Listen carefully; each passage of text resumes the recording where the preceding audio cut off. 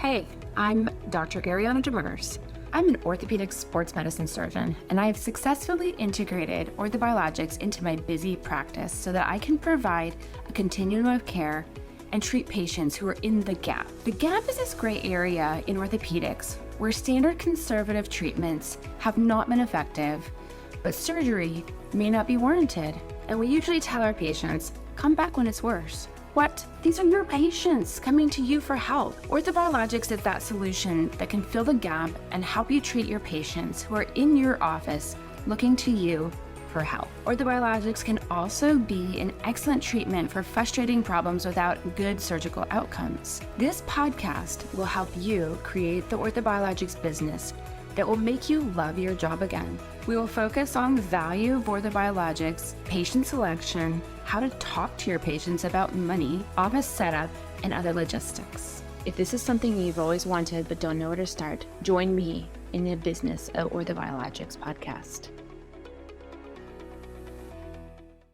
Hi, so we're going to get started on the business of orthobiologics, and we're going to talk a little bit about our topic of how do you get your staff bought in. And so I've always had these questions, like I have a great team and I talk a lot about how they're all the way bought in and they're so committed to this project that, I get these questions like, how do you get your staff bought in? So I've been thinking about this and I wanted to share some of my thoughts about how this process happens. And so, as you know, I'm Dr. Ariana Demers, and I am a board certified fellowship trained orthopedic surgeon.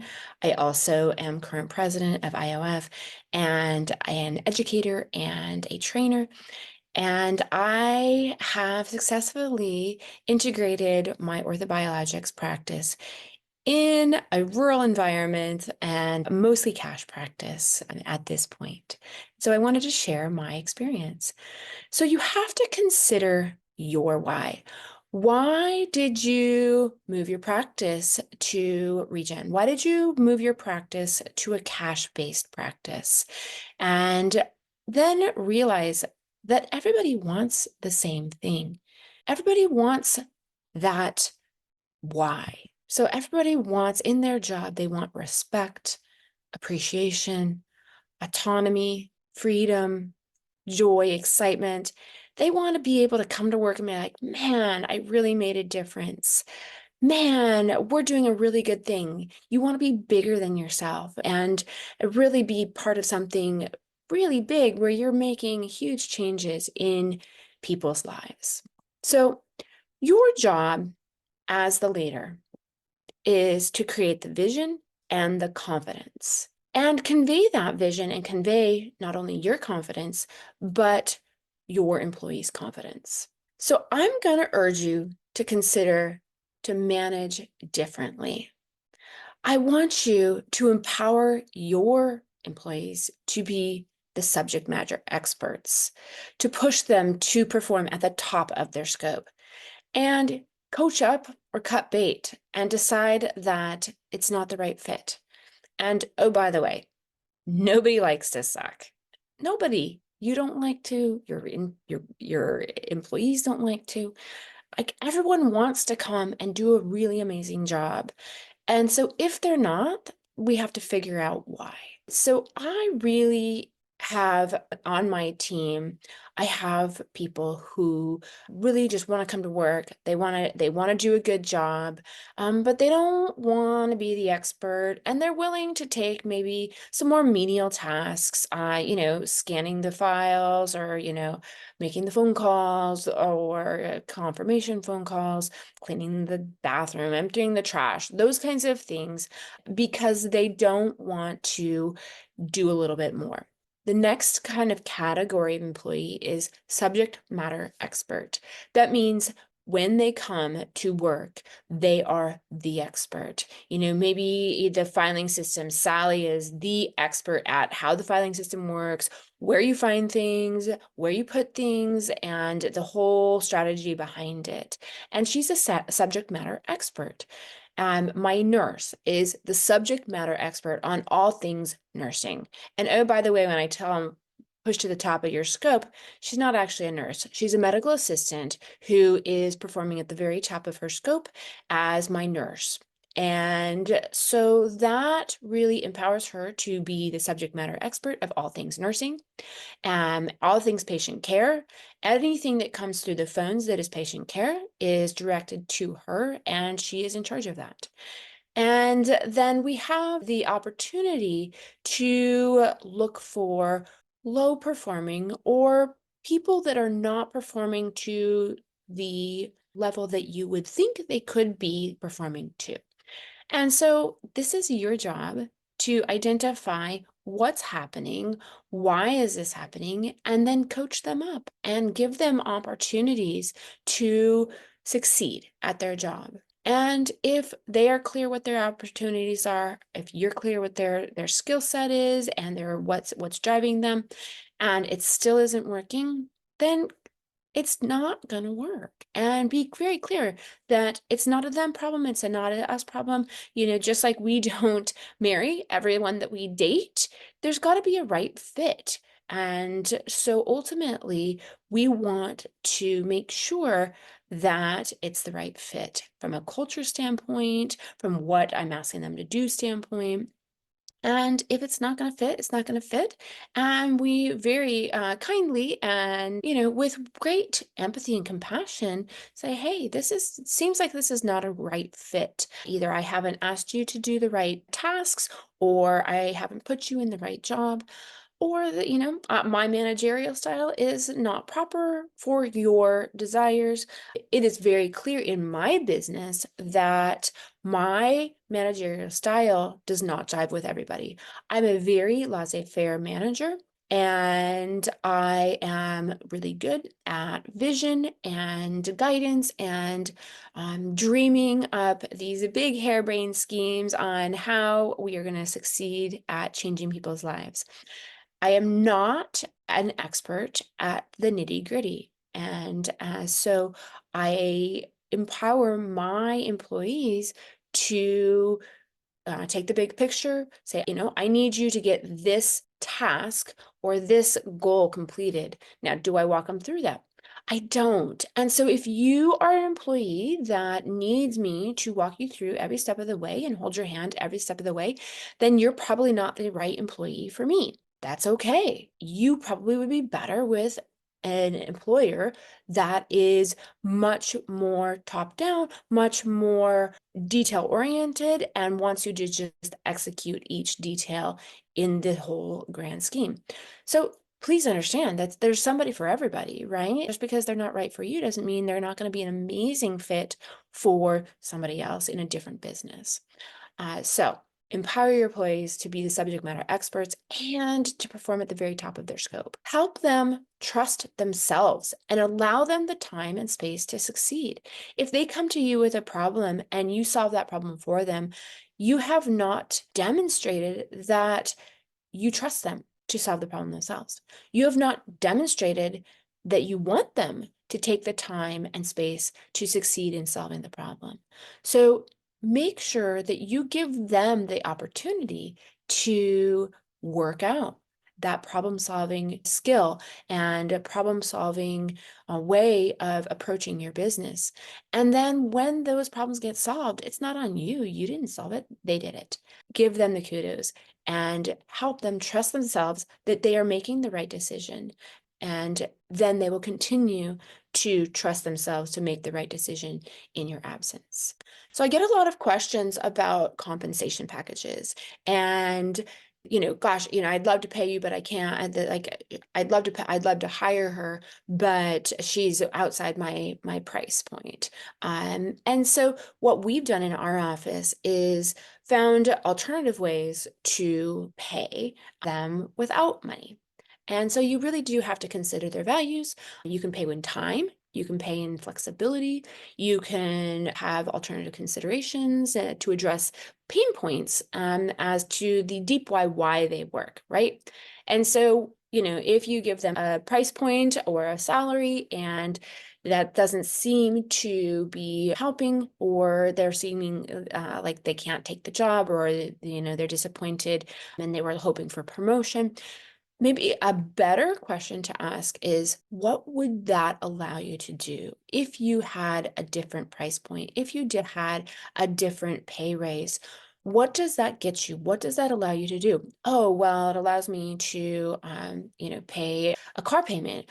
Oh, that allows me to take care of my grandmother one day a week. Oh, that allows me to have a discretionary spending account because my spouse is not in line with my spending habits, any of those things. And so then you can start to think, okay, if the reason that you want the raise is to be able to pay for daycare, can we address that? Can you have an on-site daycare? Think outside the box on how you can solve these problems non-monetarily. I had my office manager who was looking for a raise. But she was also valuing autonomy and ability to go on vacation. And, she's a young, vibrant woman. And so one of her passions was snowboarding. And she was like lamenting that she wanted to go snowboarding, but she didn't have a season pass and she really wanted to do all these things. And so I bought her a season pass to our local ski hill. And the outlay of cash was less than raise that would have been going on. That being said, the fact that she now can go snowboard anytime, she's not limited by money, she can just go as much as she wants. And I've given her the flexibility to go snowboard on the weekend. And I know that that's her value. And so that is her reward. Instead of, working on Friday when I'm out of town, she can go snowboard on Friday and not only have the flexibility and the ability to not have to pay for the snowboarding, but she has the freedom to do that as well. So I want you to forget this thought of, I'm the boss, I'm telling you what to do, now go do it. I think that people thrive in an environment with collaboration.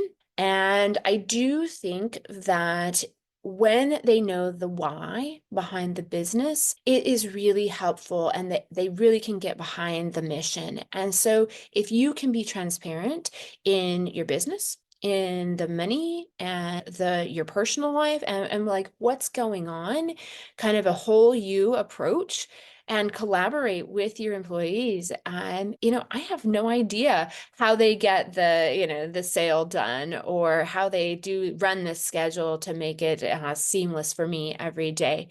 And so when I'm trying to make changes, if I just top down make the change without understanding the nuances and their expertise, without getting their opinion, I'm most likely going to misstep and make some decisions for the business that are probably going to be detrimental. So definitely collaborate with your employees and be transparent. And, this doesn't mean that you're going to let your employees run your business. You're the boss. You set the vision, set the tone, set the big goals and visions for how you're going to get your business done. And then they are feeling like their mission is your mission and your mission is their mission, and they will execute for you, because they know the why behind the business. The why behind my business is to give the patients the right diagnosis and then get them back to their healthy, active lifestyle by any means necessary. We also have a value in our company that we do the extra. Yes, and let me help you, and we give impeccable care to our patients. So if we know that that's our mission and our vision and our goals and our values, then they know that they can make a decision and say, does this make it easier to give impeccable care to our patients? If the answer is yes, they can make the decision yourself, and you don't have to make that decision. So please erase the "don't F it up" mantra. As a leader and as a business owner, you're always like, do this really perfect and don't F it up. And really, I think That's a negative energy, and what you put out in the universe, you get back. So if we can try to empower our employees and not have them running scared that they're going to mess up. I don't want to mess up. I don't want to mess up. I don't want to mess up. I think in my business, and I think you can borrow this as well, is there's always a solution. Everything is workable, outable. And I tell my employees, there is nothing that they can mess up that we can't fix. There's always a solution. I tell this story about my nurse. She also was running the blood to create platelet-rich plasma. And she had a mishap in the lab, and the entire container exploded, and PRP was everywhere. And she came to me and she was just crying and said, like, so stressed out. And she was like thinking this is the end of the earth. And I was like, it's okay. Like, she's like, I ruined it forever. And I said, it's just blood. It's just PRP. Let's just call the patient. We can always just draw more blood. Do you see any problem with that? She's like, well, no, I just feel bad. I said, hey, why don't we give her a call and just let her know the situation, that we had a malfunction with the equipment and that we need to draw more blood, and which would be willing to come back and give a little bit more blood. And it worked seamlessly. And she then understands that even if she thinks that she has ruined something in our business, it's fixable. We can work it out. It's not a problem. And that's part of that confidence piece, that you have empowered your employees to work on your behalf. And if something goes astray, if something goes awry, don't worry. I can work it out. We can fix it. And, I do use this in my personal life as well. I always tell my daughter, don't worry. We can fix this. You give it a whirl. If it breaks or it doesn't work, there's always a solution. Everything is workable, audible, and we can always find a solution if we run into a problem. So that I think that that's very empowering, to go ahead and take risks and take chances, to be able to not have to wait for me to tell them what to do. So these are some tools that I use for my employee buy-in into my company and my business.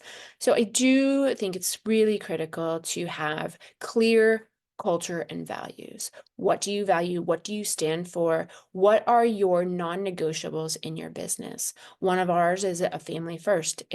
There's nothing more important than your family. If you have to take time off to take care of your family, that's a given. That I expect that you are going to prioritize your family over the business. Business is business. I would prefer that you prioritize your health and your family first. Additionally, we take impeccable care of our patients, but that does not mean at the detriment to our employees and our physicians. So what has to be good for the patient also has to be good for the doctor and the employee. If all of those check boxes are not done, we don't do it. So those are our clear cultures, our values. You have to find what resonates with you and really embody your culture, embody your values, and use your values to make decisions for your business. Does this fit with our values or not? And that can help you with employees as well. Is this employee fitting with our culture, with our values? If the answer is no, then that's that time where you need to cut bait, and you need to say, what, this you do not embody our values, you do not fit with our culture, and this is not the place for you. We think you are a great good person, and you are talented. It's just not the right fit. And so to that point, I think using tools like the Strength Finder, like personality tests, is really important. The Clifton Strength Finder is one that we use that really helps us to kind of round out our team. We don't want a team of people who have the same strengths as me. I want people on my team to have strengths that are my weaknesses, and so that they can really shine in that light and take my weaknesses out of the equation. Additionally, we've done the personality test. It's 16 personalities. It's a free personality test, and it is uncanny how right they are. And it feels a little creepy because it's like, oh my gosh, how did you know me? Have you been like stalking me in my closet, or what's going on? But those two have been really helpful for us to understand where people are coming from and then what their strengths are, and then we want to play to those strengths. The third one is what I call job audit for joy. So I have my employees write down all of the things that they do during the day, and then rate their top 5 that they love and top 5 that they hate. And then what we do is we kind of tell everybody, these are my top 5 I love, these are the top 5 that I hate. And we then take those top 5 and say that they hate and get rid of them. Because really nobody needs to be doing tasks that they hate. We need to find a different way to do that. So, in one of our audits, she's like, oh, I hate this. And my other employee goes, oh my gosh, I love that. That's like one of my favorite things to do. So we said, great, you're now in charge of that task. And then, we had a couple that nobody liked to do, and we hired a second front desk person to do those tasks. And we interviewed specifically for the tasks at hand, not just because she was a good person or a nice human, but we needed those tasks to be done. The next is the 131. So if they have a problem, they need to come to me with a very clear definition of the problem, 3 possible solutions, the best solution that they think would work, and why. And so if they come to me with a problem, well, we're going to say, have you done the 131? Have you clearly defined it, come up with 3 ways that this could be solved, and the best one that you think it is? And then my last one is frequent 360 review. And what that is, this is a review of them, their goals, what they're doing well, and maybe some missed opportunities, but then also my goals for the company and maybe missed opportunities on my part that I have not helped them to be their best self at our company. And so, when we have our reviews, I have them fill out an entire sheet of what their goals are, what their personal goals are, what their professional goals are, what they've done to bring them to their goals, what 2 things have they done in the last month to get them closer to their personal goals, what 2 things have they done in the last month to get them to their professional goals, and then what do they see as some missed opportunities. And then we also list like, how can I help you achieve your goals? And then we reverse that and say, okay, these are our company goals. This is what we've been doing as a company to get there. This is where we think missed opportunities. And then these are my opinions on maybe some things you're doing well to get to your goals, and things that maybe you've missed an opportunity to achieve your goals. And that really helps to bring it like outside of the, oh, you're doing a bad job. A missed opportunity is such a nicer perspective, and say, you didn't quite hit the mark yet. That was a missed opportunity, but those opportunities exist. And so I think that that's definitely something that can be done. And that is really helpful for our employees to know where they stand and what opportunities are next between the next review. So thank you so much for listening, and hopefully this has helped you in helping to get an amazing team on board and get going. Your team is so, so important. You can't and shouldn't do this alone, and go get them.